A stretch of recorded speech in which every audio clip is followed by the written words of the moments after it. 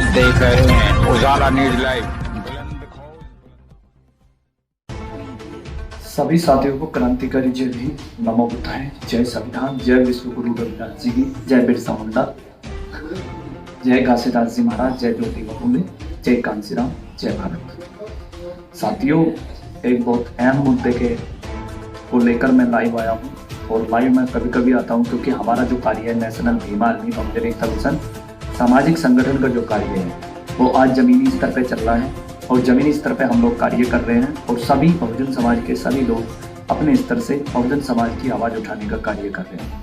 साथियों, मैं एक बात आपको विशेष तौर से बता दूं, जैसे कि अभी 5 मार्च 2023 को राष्ट्रीय पौध महासम्मेलन जिला मेरठ वैशाली ग्राउंड में जो हुआ था, जिसमें हम लोगों ने भी समर्थन किया था। और 2-3 दिन पहले हम लोगों ने ग्रामीण क्षेत्रों में जाकर मीटिंग भी की थी। इसके मामले को लेकर हमने सोचा कि भाई ये बहुत तथागत जी की एक विचारधारा फैलाने का कार्य होगा, माननीय भंते जी द्वारा ये काम होगा और समाज के बुद्धिजीवी लोगों द्वारा। लेकिन हमें जो देखा गया है इस देश के अंदर सबसे ज़्यादा हमने साधु संत होते हैं या गुरु महाराज होते हैं या भंते लोग होते हैं, उनके अंदर तो एक विचारधारा होनी चाहिए कि समान, सबको एक समान देखे, चाहे कोई अमीर हो, गरीब हो, मोटा हो, पतला हो, बड़ा हो, छोटा हो, सबको एक नज़र और एक समान सम्मान देना चाहिए। लेकिन यहाँ पर जो सुमित रतन भंते जी हैं, जिनका लगभग काफ़ी अच्छा नेटवर्क चल रहा है और लोगों को भ्रमित करने में सबसे नंबर 1 की पोजीशन पे बैठे हैं।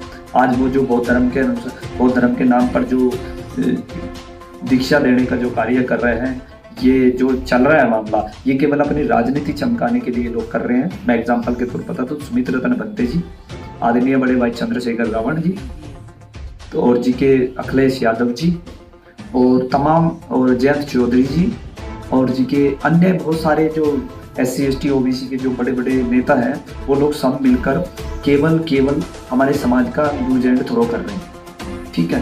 दूसरी बात, बाबा साहब के नाम से जो बाबा साहब के परपोते बन के आते हैं महाराष्ट्र स्टेट के अंदर से, और यहाँ पर उत्तर प्रदेश में जो बड़ी बड़ी बातें करते हैं। मैं भी अपनी ज़िंदगी में काफ़ी बाबा साहब के परपोते देख चुका हूँ, लेकिन मेरी समझ में ये नहीं आता, कार्य तो बाबा साहब ने किया था, मेहनत और संघर्ष तो बाबा साहब का रहा।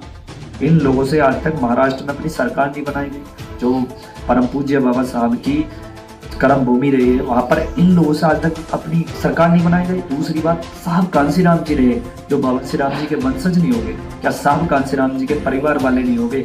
उन्होंने आज तक तो दावा नहीं करा अन्य राज्यों में, उत्तर प्रदेश में आकर कि हमारे दादाजी या हमारे पापा जी या हमारे चचेरे या कुछ भी यानी वे परिवार के रिलेशन वाले, उन्होंने बहुजन समाज के लिए इतना संघर्ष किया। और हम दावा करते हैं केवल बाबा साहब का नाम यूज रहा है, कोई बाबा साहब का परपोता वगैरह नहीं है। तो ये गद्दा सच्चा है जो आज ईमानदारी से मूवमेंट को चला रहे हैं, लेकिन यहाँ तमाम परपोते बनकर आ गए हैं और जिनको लाने का यहाँ के कुछ ठग लोग जो समाज को ठगने का काम करते हैं। मैं एक बात पूछना चाहता हूँ, आप लोग चंदा लेना बहुत जल्दी आ जाए, तो चाहे बनते हो, चाहे महात्मा हो, चाहे वो सोशल वर्कर हो जो केवल समाज का बेवकूफ़ बनाने पहले हो, चाहे राजनीतिक पॉलिटिशियन लीडर हो जो समाज को 4 जगह बांटने का काम कर रहे हैं।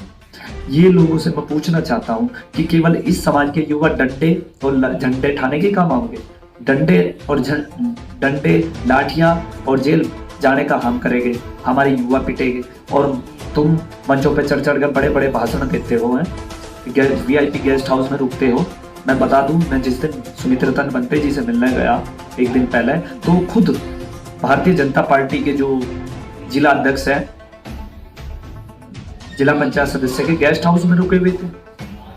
अगर रुकना ही था तो किसी अम्बेडकर छात्रावास में रुकते, किसी अम्बेडकर भवन में रुकते। अगर आप बौद्धिस्ट हो और बौद्ध धर्म को आगे बढ़ा रहे हो, केवल सुमित रतन भंते जी को अपनी राजनीति चमकानी और इस समाज को भ्रमित करने का काम करना है। ये 4-5 जो नाम गिनाए हैं, खास करके ये 2 लोग तो बहुत ज्यादा जहरीले हो रहे हैं समाज के लिए। एक तो चंद्रशेखर भाई और एक सुमित रतन भंते जी। मैंने कल बात करी तो बड़े टोन में बात की उन्होंने। मैं यही सवाल करना चाहता हूँ, जहाँ पर बहन बेटियों के साथ रेप होता है, जहाँ हमारे लोगों को मारा पीटा जाता है, तो भंते जी क्यों नहीं जाते? ये आवाज क्यों नहीं उठाते? ये अपने लेटर पैड क्यों नहीं माननीय मुख्यमंत्री, प्रधानमंत्री, SC ST आयोग या उनके कलेक्टर साहब से क्यों नहीं मिलते जाकर? केवल चंदा लेने के लिए बच जाएंगे समाज में, उन बेचारे गरीब भोले वाले समाज से चंदा लेंगे और अपना बौद्ध सम्मेलन के नाम से वहां नोटंकी करनी शुरू कर देंगे। केवल समाज को लूटने का काम चल रहा है और युवाओं को पीछे धकेलने का काम चल रहा है। अब युवा इतना पागल नहीं ना, समाज पागल है। मैं सभी से हाथ जोड़कर निवेदन करूंगा तो चंदा, लेकिन उस चंदे का हिसाब लो, उस पैसे का हिसाब लो कि कहाँ खर्च कर रहे हैं, कहाँ इन्वेस्टमेंट कर रहे हैं। एक वामन बेसराम जी है, वो केवल उसका काम क्या है, ब्राह्मण को गाली देना और कुछ नहीं है। ना तो शिक्षा से कोई बात करते, एजुकेशन से कोई बात नहीं करते। धीरेन्द्र शास्त्री के भाई ने इतनी थी कि बेहुदा हरकतें की है, उसे बार से बार बेल मिल गई, उस पर तो कोई स्टेटमेंट नहीं आया इनका, ना वामन बेसराम का, ना चंद्रशेखर का, ना बस सुमित्रा रतन भत्ते का। इन्हें केवल उत्तर प्रदेश के अंदर आदरणीय बहन जी की जड़ों को खत्म करना है, बीएसपी को खत्म करने का इनका कार्य है और इन्हें ठेका मिला हुआ है कि तुम्हें बीएसपी को डैमेज करना है। बस ये सबके समझिए, वो केवल उसका काम क्या है, ब्राह्मण को गाली देना और कुछ नहीं है। ना तो शिक्षा से कोई बात करते, एजुकेशन से कोई बात नहीं करते। धीरेन्द्र शास्त्री के भाई ने इतनी थी कि बेहुदा हरकतें की है, उसे बार से बार बेल मिल गई, उस पर तो कोई स्टेटमेंट नहीं आया इनका, ना वामन बेसराम का, ना चंद्रशेखर का, ना बस सुमित्रा रतन भत्ते का। इन्हें केवल उत्तर प्रदेश के अंदर आदरणीय बहन जी की जड़ों को खत्म करना है, बीएसपी को खत्म करने का इनका कार्य है और इन्हें ठेका मिला हुआ है कि तुम्हें बीएसपी को डैमेज करना है। बस ये सब के सब लोग आदरणीय बहन जी को के पीछे लगे हुए हैं कि उसकी जड़ों को खत्म करना। बस मुख्यमंत्री बनना सोच रहे बस। और सुमित्रा रतन भत्ते जी ने तो अपना ठेका ले लिया, ये तो हमने देख लिया। उन्हें पॉलिटिक्स करनी, उन्हें बनते बनते से मतलब, ये चोला जो पहन रखा ना, ये तो बेमतलब का दिखावा है। बहुत सारे ऐसे बनते फिर रहे जो अपनी दुकानें चला रहे। ठीक है, मैं युवाओं से बात करूंगा और समाज के युवाओं से कहना चाहता हूँ, खास करके अपने समाज के लोगों से, कि अपना टाइम और मनी सही जगह इस्तेमाल करें। उन लोगों की स्थिति देखो जहाँ पर गरीब लोग बेचारे दिन रात संघर्ष कर रहे हैं, उनके साथ खड़े हो। जहाँ पर बहन बेटी के साथ कोई मामला हो तो उनके लिए खड़े हो। तो मैं तो इससे ज़्यादा कुछ नहीं कहूँगा सभी से कि आप पढ़ाई लिखाई करते हो, खाते भी हो, दिमाग भी होगा, तो सही और गलत की पहचान करो। ठीक है, ये इनके चक्कर में मत आओ कि दीक्षा ग्रहण कर रहे मन से होता है, मन से। अगर मुझे कोई चीज़ नहीं माननी तो नहीं माननी, किसी के कहने से मैं किसी के कहने से नहीं करूँगा। मैं खुद में दिमाग होना चाहिए कि मैं क्या गलत कर रहा हूँ, क्या सही है, और किस चीज़ से मेरा समाज आगे बढ़ सकता है, किस समाज से मेरा परिवार आगे बढ़ सकता है। केवल एजुकेशन पर फोकस करो। ये जितने सारे बनते बने फिर रहे ना, ये चोला रण पैरों फिर रहे, इन बनतों से न पूछो या महात्माओं से न पूछो कि आज तक कितने एजुकेशन से रिलेटेड कितने इन्होंने रिसर्च सेंटर बनवा दी, कितने बच्चों को आईपीएस आईएएस बना के निकाला। बस जाएंगे, खाएंगे, टांग फैला कर सोएंगे और बस बुद्धम शरणम गच्छामि, केवल तथागत जी का और बाबा साहब का टैग यूज कर रहे और अपना काम चला रहे। तो भाई सभी साथियों से निवेदन है कि क्रांतिकारी पैदा करो, ऐसे दोगले नेता पैदा मत करो जो दल बदलू होते हैं, जो गिरगिट की तरह मिनट मिनट में रंग बदलते हैं। तो बाकी कोई गलती हो माफ करना, यही मेरा संदेश था।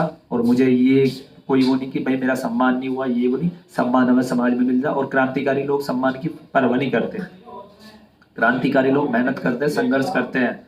और नेशनल भीम आर्मी दिन रात मेहनत कर रही है और समाज के बहुत सारे लोग हैं बेचारे जो अपना घर परिवार छोड़कर दिन रात लगे पड़े हैं। तो ये बहुत बड़ी उपलब्धि है। और यहाँ पर हम लोगों ने देखा, ये केवल 5 मार्च